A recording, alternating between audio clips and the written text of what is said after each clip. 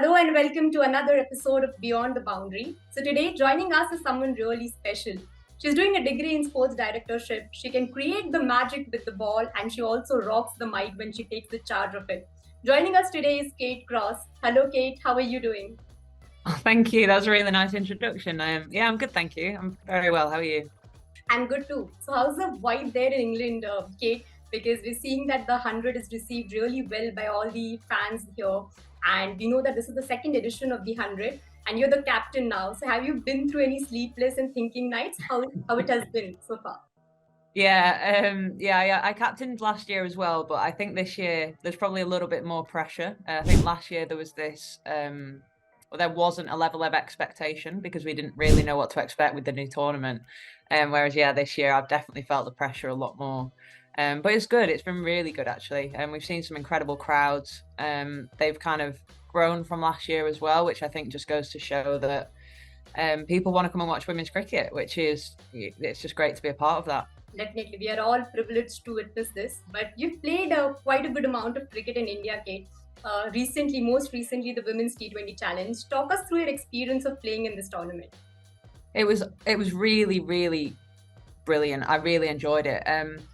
Obviously, it was so short, which made it quite hard for the players because you effectively played one game of cricket and then you were in a quarter final. So that was quite difficult. However, it proved to me that Indian fans like watching women's cricket. We had a brilliant crowd for the final match, and it was a great game of cricket that went down to the wire.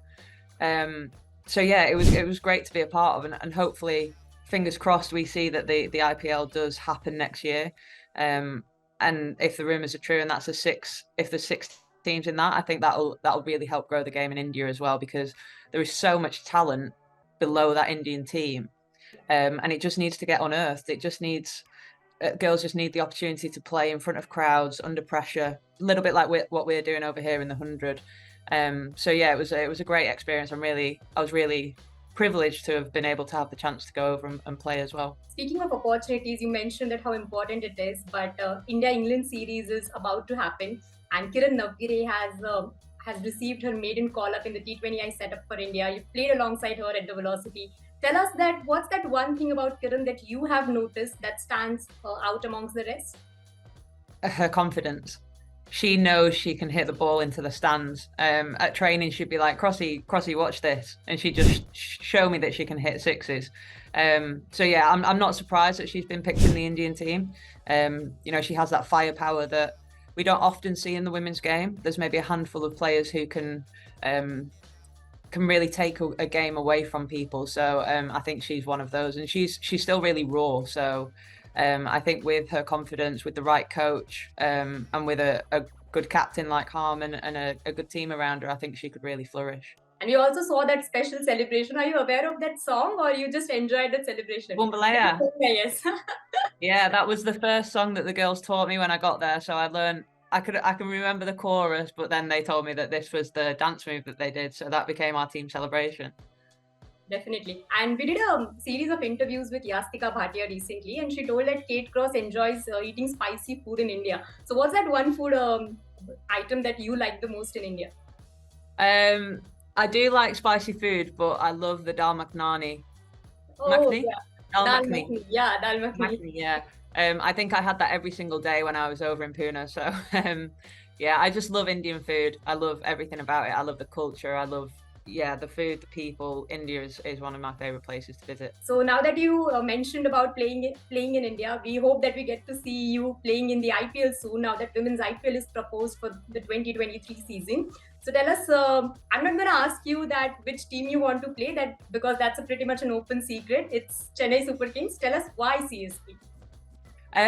So I've been a CSK supporter since about 2018 now. And I obviously have the big rivalry with my best friend Alex Hartley, who supports RCB. So we've definitely made that a big thing on social media. So CSK has just been the team that I've followed now for 4 or 5 years. And I am a big fan. I love the IPL when it comes on. So if I did get the opportunity to play for a women's team, if they did bid for one, then that would be incredible, because I feel like I've already got a bit of a fan base from the CSK fans. Yeah, definitely you've got. So I'm yeah, one of them. yeah, fingers crossed. Yeah. But it is really exciting to think that a team with that kind of a following and that brand that has already been created and the success that they have had as a team, that they want to invest in the women's game as well. I think that that also adds another level of another reason why I support that team, because I feel like they want to grow the game, and that's so important for the women's side of it as well. Definitely. So let's get to a little bit of flashback there. England had a roller coaster of a ride in the ODI World Cup, but you guys made it to the finals. How special it was to be a part of that setup, Kate. It really was special. It was my first World Cup, so to make it to the final was pretty cool. Obviously, we were gutted that we didn't win, but to beat Australia, we knew that we were really up against it, and we had a big challenge ahead of us, and we just couldn't stand up on the day. But I think for us now, it's given us a real clear vision of what our future looks like for the next couple of years and how we want to try and win that 2025 World Cup. So yeah, it was great to be a part of. Like you said, it was quite a difficult 4 weeks because we had a really bad start to the tournament. But I thought it was testament to us as a group how we managed to turn it around. And yeah, to make a World Cup final is something that you're gonna be able to cherish and tell your kids about. And obviously, I won't be able to show them the gold medal, but fingers crossed, in a few years, I might be able to get hold of that one. Surely. But after the 100, we'll see India and England lock horns with each other. The last time India had toured England, it was really special. We saw some amazing contests. So, looking forward to, tell me one thing that you're most excited for in the series. I'm always looking forward to seeing Harmanpreet, especially with her not being here for the 100. It's been strange not having her as a teammate, but I just think the depth that India has now, and I think that kind of comes from the women's T20 challenge that we saw, that yeah, the likes of KP have been, they've been found in tournaments like that. So I think the fact that there is that depth there now for the Indian team, that it will be a really tough series. We know that every time India tour or we go over to India, it's always difficult. So just looking forward to the challenge of that, and hopefully we can keep Smithy quiet. Let's see if that happens. It would be definitely interesting for all of us to watch. But it was a special chat with you. Thank you so much, Kate, for joining in, and I wish you all the best for all that's in store for you.